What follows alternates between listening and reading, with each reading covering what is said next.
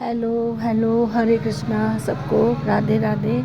देखिए मैं यहाँ पे किचन में आ गई थी बर्तन धोने के लिए सुबह के टाइम, क्योंकि सुबह के टाइम ताज़ा पानी आता है, गर्म पानी सा थोड़ा सा आता है, तो बर्तन धोने में आसानी रहती है। मैंने सारे बर्तनों को इकट्ठा कर दिया था, पहले पानी डाल दिया था बर्तनों में, जिससे बर्तन अच्छी तरह से फूल जाएंगे। हमारी संजना दीदी आजकल आ नहीं रही है क्योंकि वो बीमार हो रही हैं, तो उन्होंने फ़ोन करा था कि मैं 2 दिन की छुट्टी करूँगी दीदी। तो वो जब यहाँ आई थी 2 दिन पहले, तो बीमार तो वो तभी से थी, तो मैंने उनको कहा था कि दीदी तुम्हारी तबीयत तो ज़्यादा ख़राब लग रही है, 1 दिन का रेस्ट ले लो, तो दवाई खा के आराम कर लो थोड़ा सा। तो उन्होंने 2 दिन की छुट्टी ले ली थी, फ़ोन करके बता दिया था। लेकिन आज के दिन तो उनको आना था, 2 दिन तो हो गए हैं, लेकिन सुबह ही उनका 6:30 बजे मेरे पास फ़ोन आ गया था कि दीदी मैं आज और नहीं आऊँगी, आज की और छुट्टी कर रही हूँ, कल से मैं काम पे आ जाऊँगी। तो मैंने कहा कोई बात नहीं, आप आराम करिए। मैंने फिर यहाँ पे सारे बर्तन मांज लिए थे और इस टब को धो लिया था जिसमें मैं बर्तन रखूँगी। इस बर्तन टब में मैं बर्तन इसलिए रख लेती हूँ क्योंकि बर्तन धो के जो पानी निकलता है इस टब में ही रह जाता है, और फिर जब सारा पानी निकल जाता है तो मेरे पे जाली वाला टोकरा है, फिर मैं उसमें रख देती हूँ। जब पानी निकल जाता है फिर मुझे बर्तन धोने होते हैं, तो फिर मैं इसमें दोबारा से धो के रख लेती हूँ सारे बर्तन। इससे पानी मतलब फर्श में नहीं होता, क्योंकि जो हमारी ये रसोई का स्लैब है जहाँ पे ये मैंने टब रखा हुआ है, ये पानी मतलब ऊपर की तरफ गैस की तरफ जाता है, इधर सिंक की तरफ नहीं आता। और जब वो गैस की तरफ जाता है, उसका ढलान गैस की तरफ बना हुआ है, तो सारा पानी फिर नीचे गिर जाता है और पूरी रसोई हमारी गीली हो जाती है। इस वजह से मुझे ये टब में ही रखने पड़ते हैं बर्तन, जिससे कि पानी मतलब फैले ना सारी जगह।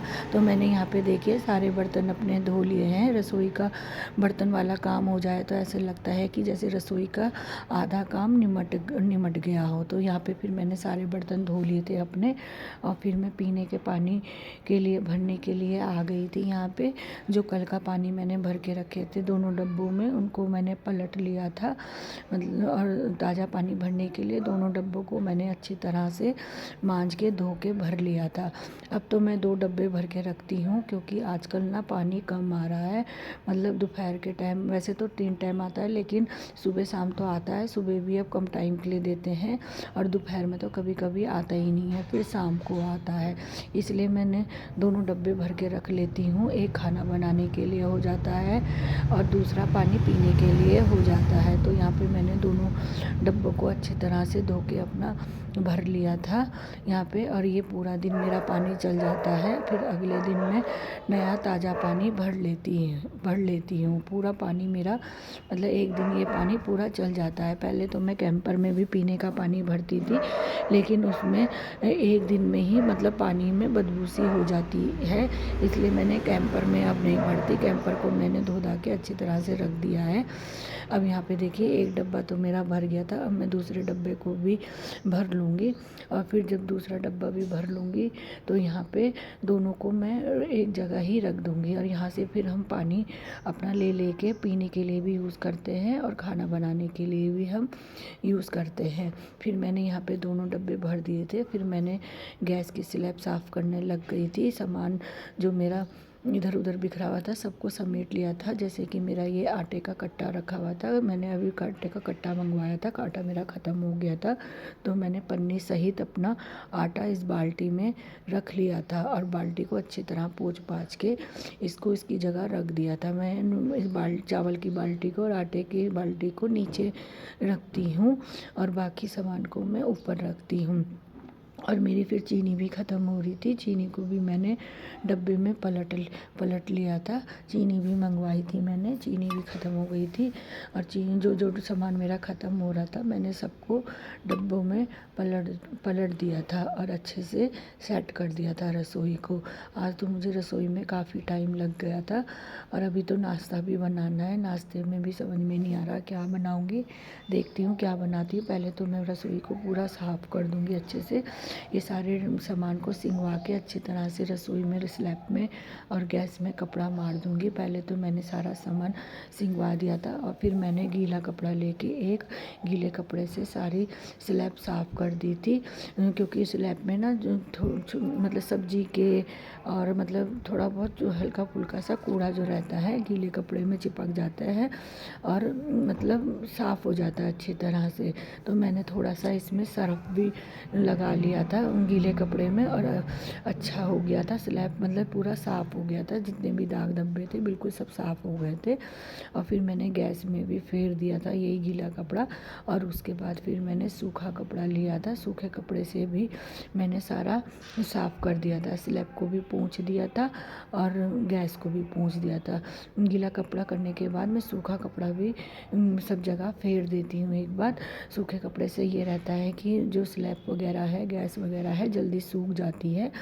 और फिर थोड़ी देर के लिए मैं रसोई को ऐसे ही छोड़ देती हूँ कि मतलब गैस वैस सब अच्छे से सूख जाए। उसके बाद जो भी मुझे खाना वाना बनाना होता है फिर मैं थोड़ी देर बाद 10-15 मिनट बाद आके बनाती हूँ।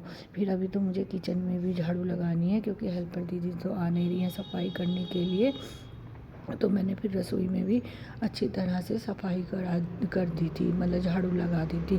तो दीदी के ना आने से देखो परेशानी तो थोड़ी बहुत होती है, आदत पड़ जाती है दीदी के काम करने से, मतलब ना काम करने की आदत पड़ जाती है तो थोड़ा सा दिक्कत तो होती है, लेकिन सफाई अच्छी हो जाती है। जो अपने हाथ की सफाई रहती है वो अपने हाथ की ही सफाई अच्छी होती है और अच्छा भी लगता है। तो मैं यहाँ पे किचन में देख रही थी कि मतलब किचन अच्छा लग रही थी साफ़ सफाई होके। तो यहाँ पे जो ये कपड़े थे साफ सफाई करने के स्लैब व्लैब साफ़ करने के, इनको मैंने थोड़ा सा गर्म पानी करके 15-20 मिनट के लिए थोड़ा सा साबुन सरफ डाल के इसमें भिगोने रख दिया था। जो इसमें चिकनाई लगी हुई थी सारी साफ़ हो गई थी। फिर मैंने पानी के नल के नीचे अच्छी तरह से इन कपड़ों को रगड़ दिया था और साफ़ करके मैंने धो के इन्हें फैला दिया। अभी इसे मैं थोड़ा सा धूप में भी फैला के आ जाऊँगी। पहले मैं यहाँ पे रसोई में झाड़ू मार देती हूँ।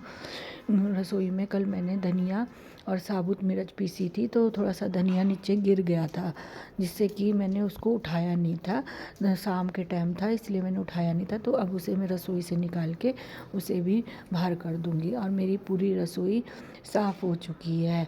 अब मैं नाश्ता बनाने की तैयारी करूँगी। अब देखती हूँ नाश्ते में क्या बनाती हूँ।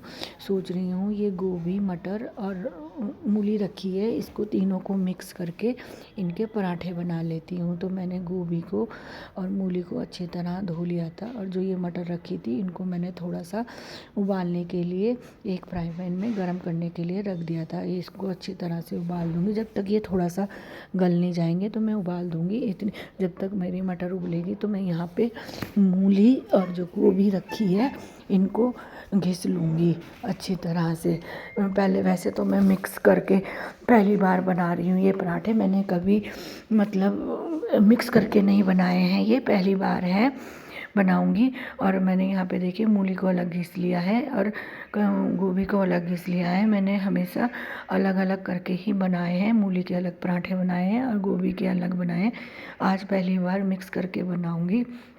और यहाँ पे फिर हरा धनिया भी था मेरे पास थोड़ा सा, मैंने हरा धनिया काट लिया था, हरी मिर्च नहीं काटी थी क्योंकि बच्चे हरी मिर्च नहीं खाती हैं तो अलग अलग निकाल देते, तो उसकी जगह मैंने लाल मिर्च का यूज़ किया था। और यहाँ पे देखिए ये हमारा चूल्हा और अंगीठी है, इसे मैं लेके तो बहुत शौक से आई थी कि अंगीठी में या चूल्हे में खाना बनाया करूँगी, लेकिन 2-4 दिन ही मैंने अंगीठी नहीं चूल्हे में खाना बनाया था। अंगीठी में तो मैंने रोटी बनाई थी और 2-4 दिन ही मुझे शौक लगा था, लेकिन थोड़ा सा मेरे पास कोयला रखा हुआ है, अब जाड़े जाने वाले हैं तो मैं इनको जला के ख़त्म कर लूँगी, क्योंकि फिर गर्मी में चूल्हा अंगीठी तो जलाई नहीं जाएगी क्योंकि गर्मी बहुत होगी तो चूल्हे के आगे बैठा नहीं जाएगा।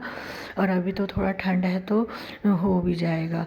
और मैं सोच रही हूँ चूल्हे में मैं कढ़ी और साग बनाऊँ। चूल्हे की कढ़ी और साग कहते हैं बहुत टेस्टी बनता है और रोटी भी बहुत टेस्टी बनती है। हमने 1-2 बार बनाई तो बहुत टेस्टी बनी थी। तो मैं एक बार साग और कढ़ी बनाने की सोच रही हूँ कि इन दोनों को बनाऊँगी।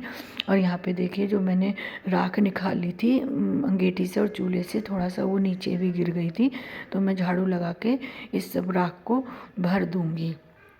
तो मैंने इस सब राख को भर दिया था और कूड़े की बाल्टी में डाल दिया था मैंने सबको बटोर के। और यहाँ पे देखिए जो ये मेरी चादर रखी हुई हैं 2-3, इनको भी मुझे धोनी है। धुली हुई तो ये है, बस इसमें थोड़ा सा जो मैंने कल मूली का अचार बनाया था, तो मूली का अचार मैंने इसमें फैला दिया था नमक चढ़ा के, तो ये थोड़ा नमक की हो गई हैं इस वाले। पहले तो मैंने इस लाल वाली चादर में फैलाया था, तो इसमें मतलब पानी नहीं सोख रहा था, जो मूली से पानी निकल रहा था। तो फिर मैंने ये क्रीम कलर की जो मेरी चादर है कॉटन की, फिर उसमें फैला दिया था, तो उसने पानी अच्छी तरह से सोख लिया था। अब मूली अच्छी तरह से सूख गई थी। फिर मैंने इनको धो दिया था यहाँ पे। और फिर देखिए ये मशरूम है, आज मुझे इस मशरूम की भी सब्ज़ी बनानी है। और फिर मैं ये किचन में आटा लेके जो मैंने मूली वूली घिस के रखी थी, इसमें मैंने 3 कटोरी आटा डाल दिया था और नमक डाला था और अजवाइन और पिसी हुई मिर्च डाल दी थी। थोड़ा सा चाट मसाला भी मैंने डाल दिया था इसमें। फिर मैं थोड़ी देर बाद 5-10-15 मिनट रेस्ट करा था, उसके बाद फिर मैं पराठे बनाने लग गई थी यहाँ पे। और यहाँ पे मैं पराठे बना रही हूँ। वाकई में इसके पराठे बहुत टेस्टी लगे थे, थोड़ा सा नमक कम था लेकिन सही था, खाने में अच्छे लग रहे थे। आंटी जी ने मट्ठा दे दिया था, तो मट्ठे के साथ खाए थे हमने ये पराठे, बहुत टेस्टी बने थे। आगे भी मैं देखूँगी बनाऊँगी, अच्छे लग रहे थे पराठे। तो मट्ठे के साथ तो और टेस्ट बढ़ रहा था। पहले तो मैं सोच रही थी कि चाय बनाऊं, लेकिन मैंने चाय नहीं बनाई थी, आंटी ने मट्ठा दे दिया था, तो मट्ठे के साथ मैंने बना लिए थे। और यहाँ पे देखिए मैंने अपनी प्लेट लगा ली है खाने की। और प्लीज़ मेरे चैनल को सब्सक्राइब कीजिए, लाइक कीजिए और कमेंट कीजिए।